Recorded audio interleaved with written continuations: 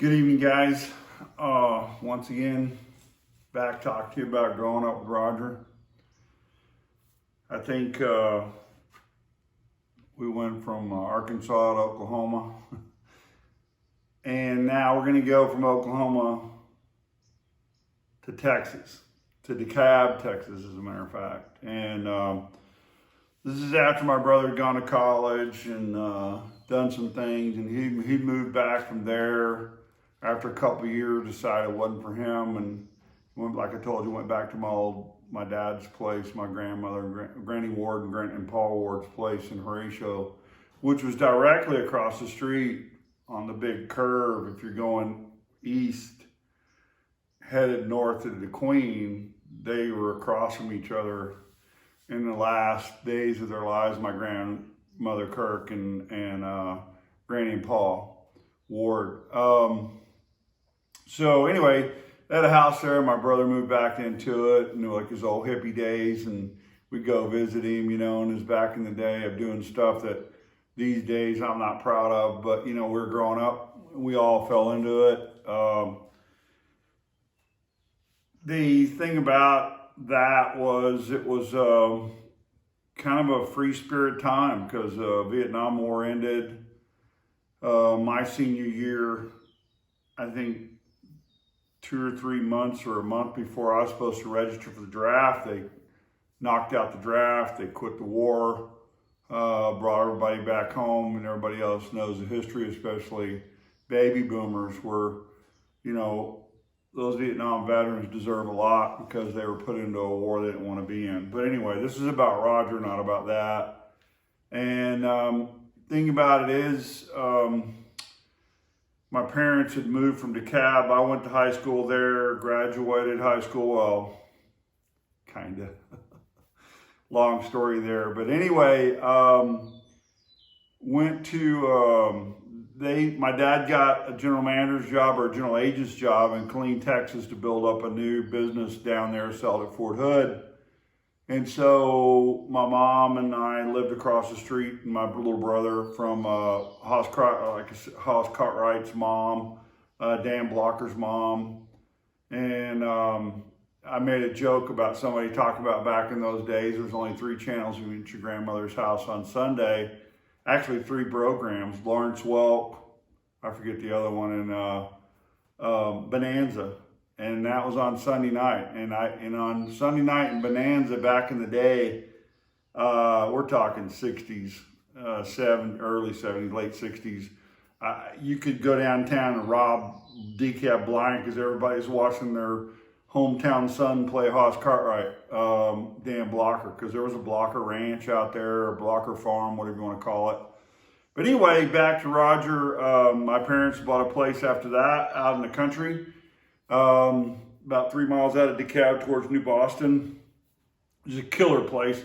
Front yard had 100, I counted because I had to mow it. 100 oak trees, anywhere from that big to that big. And there was a big mound in the front of the yard. It just kind of rose up, and there was a tree right kind of at it. And my dad had, he was always a big kid. He had this cable that him and my little brother were going to build a cable car out of it, or a drag line, zip line. And instead, we hung it in a tree, and he looped it around a couple times, and it was a swing. So we had a gunny sack around it. Anybody know what that is? That's a tow sack stuffed with hay. After riding it a few times, he made a double loop, and you could grab one, grab the other one, and put your legs around the bottom. And we had these big old spools. You stacked them up 3 high, and you just jump off that thing. And when you jumped off, you're on top of the hill, and the hill just fell off from underneath you. It was a big, it was beautiful. It was unbelievable. My dad was great about stuff like that. And so we really enjoyed that, had a great time with that, do some crazy stuff out there doing that. Almost got killed doing it, doing some crazy games. But during that time, Max Bashirs in DeKalb, Texas, came to town and knew Eddie Blackman, and somehow they built an indoor arena I think it was going to be cutting horses and that kind of thing. Then they decided they'd do some rodeos there. So they put some bucking chutes at one end. And Max Beshears, I never knew him well. I knew his daughters, and especially Michelle married Michael, Steve McMichael, good friends of mine. I love them to death. Anyway, he knew he had connections in the entertainment world, and started putting together these winter rodeos, and it was IRA, which was one step below PRCA. And we started having these wonderful concerts in the middle. I'm telling you guys, this is like 76. I don't remember exactly, 75. Having these top of the line concerts the first one I think I remember being there was Tanya Tucker, 13 years old. And in the middle of the rodeo, before they did the bull ride, they'd come out and they'd put a stage out, they would sing, and it was on wheels, and they'd wheel that thing out, and then here come the bull riding. And for DeKalb, Texas, which is a very special place, look it up sometime, because I can't name them all, but there is a treasure trove of very overachievers came out of DeKalb, Texas. And Hoss Cartwright, Dan Blocker, I mentioned that, but there were some others, and they went on to prominent lives. But these rodeos evolved, this rodeo and the music involved in, when they started doing people, it was Willie Nelson time. That's when he was the Outlaws, with him and Waylon and David Allan Cole, and all those guys were doing the rounds. Well, Max Beshears and Eddie Blackman booked them. That was amazing. So when the word got out, all Rogers friends and Horatio would come over, and we would just have one big old weekend party. It started sometimes on Thursday night. It's kind of how the Kirks do things. You're going to have a party Saturday night, and it starts Wednesday or Thursday to get ready for it. And we would, Roderick brought all his friends over from Horatio. It was just a blast. I was an idiot back then, running with some crazies and doing some rodeo riding. Getting on. Not a lot of riding. It was an adrenaline rush, and I wouldn't trade it for the world, but I wouldn't do it again either, and I wouldn't recommend it for anybody else. But my brother would come over and bring all his friends, and then we would party, and then got ready. And of course, I worked for the Blackburn John Deere, and I rodeoed, so I was kind of backstage kind of guy, and I get people special tickets and stuff like that. So we had front row stuff every time. And I remember when Waylon Jennings, not Waylon, but when Willie Nelson came, I was at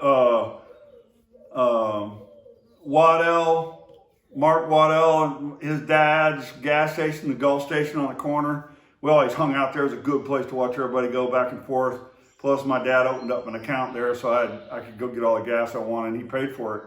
But anyway, this big old white van comes pulling in, and out steps this guy with a white bandana and a long red ponytail and freckles, and he was a ginger, as you guys would call him these days. And with his nasal voice, at first I'm just saying, "Can I help you?" And he goes, "Yes, I can. You tell me not to." I can't do him. I do invitations, a lot of people, but I can't do him. But anyway, he said, "Where's the arena at?" And so I gave him directions to the arena, and he pulled off, and Mark comes out and he goes, "You knew who that was?" And I went, "No." And he goes, "That's Willie Nelson." I go, "No way." So we all gathered at the house. We go watch Willie play. The next time was Waylon Jennings. I think the Wilburn brothers came at a time. I can't remember if Glenn Campbell came. I don't remember all of them, but it was big names in little podunk, excuse the expression, boys and girls, DeKalb, Texas.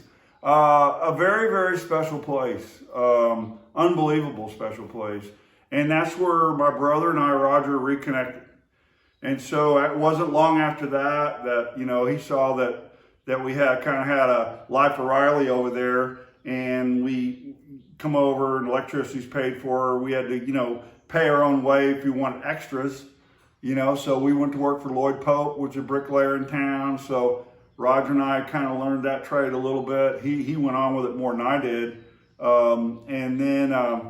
But we had those great times there. And Roger had this recording, little bitty mini recording, I don't know what you call it, console. Had 2 microphones coming out, had an 8-track, had the new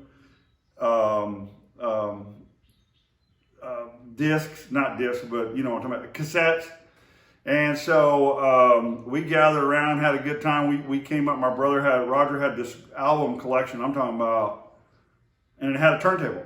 And so we had he had a collection you wouldn't believe of vinyl. I'm talking everybody that you ever heard of before they were ever anybody. I'll give you an example. He had one album by John Baldwin, and on that album was a young unknown John, let's see, what's his name? Lennon. No, I'm just kidding. Elton John, and playing piano for him. And I'll never forget one song called There Ain't No Boogie Woogie, something like that. It's Boogie Woogie, you know. Anyway, mess that up. But great song, great. I mean, just stuff like Barefoot Jerry, just off the wall stuff. And we were playing this stuff and recording it on an 8-track, and we came up with this radio called K-Joint. And we had these little, you know, of course, back in the times, K-Joint. And we actually played it for some people, and they wanted to buy them. If we could have mass produced them, they would have loved them. But the music was great. But Roger and I kind of reconnected, rekindled there our friendship, and did some crazy stuff. Like I said, I'm not proud of a lot of this stuff, but that was 10 acres.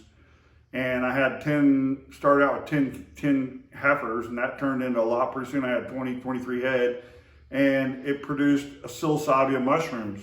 And it was the psilocybin mushroom headquarters for the Arklatex. Basically, I'm telling you, you could come every morning during the spring and into the summer and probably pick a bag that big full every day.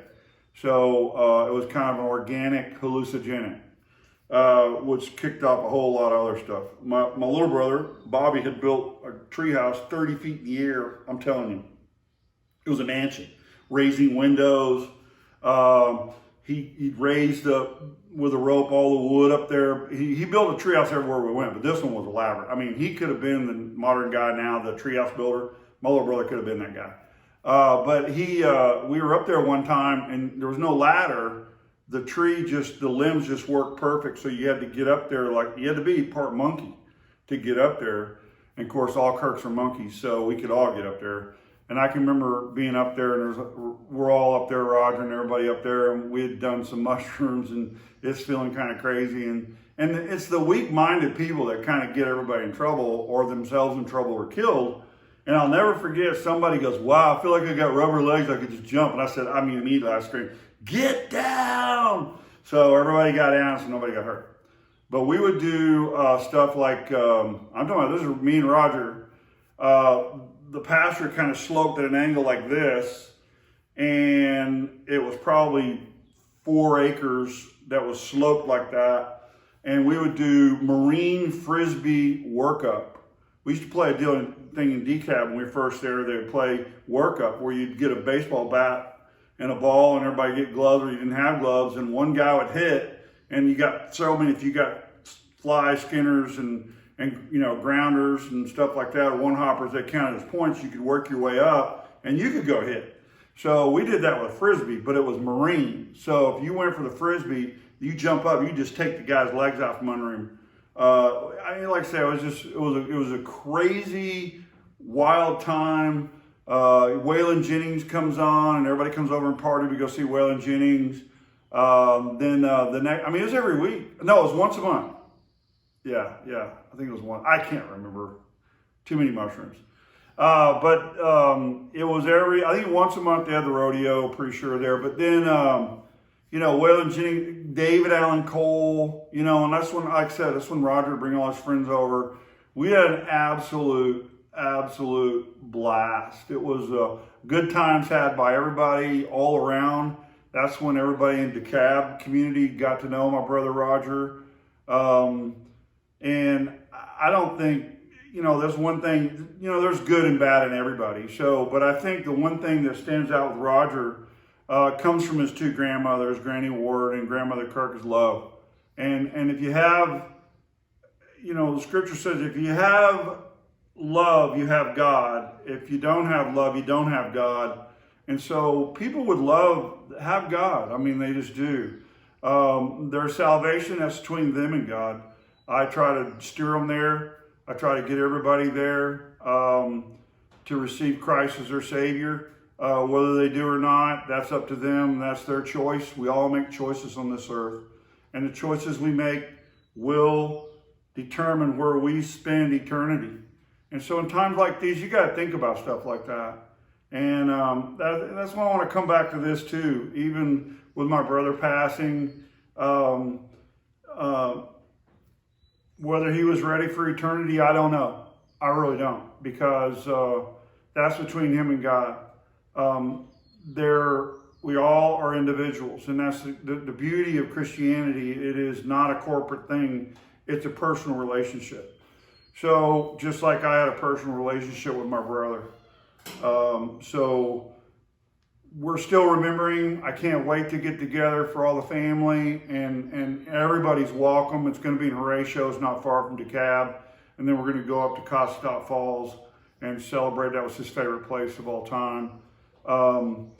But these are trying times. And like I said, we're not going to do your best not to be like the Israelites, that God's chosen people, pulled them out of the fire so many times, and when he did, they just go back to doing their selfish things.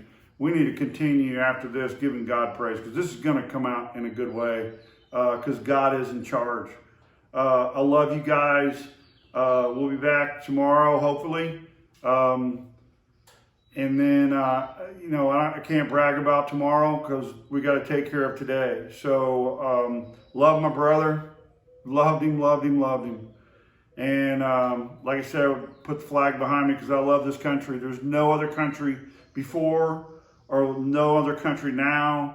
And there's no other country after this like the United States of America.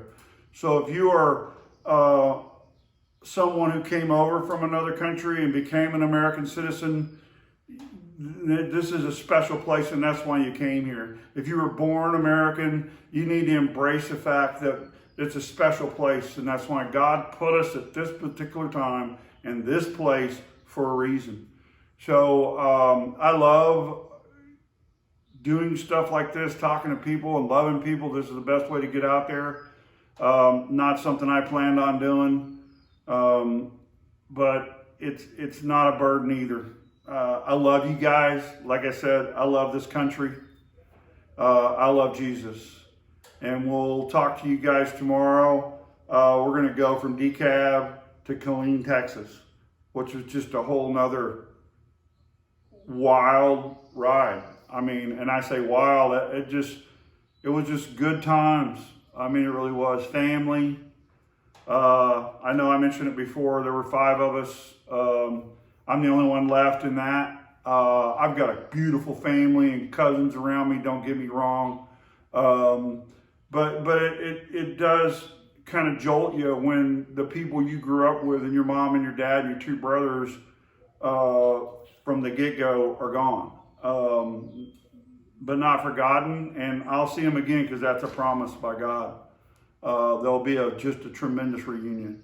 Pray for each other. And God, like I said, God's in charge. Just trust him. Love you guys. I'll see you tomorrow.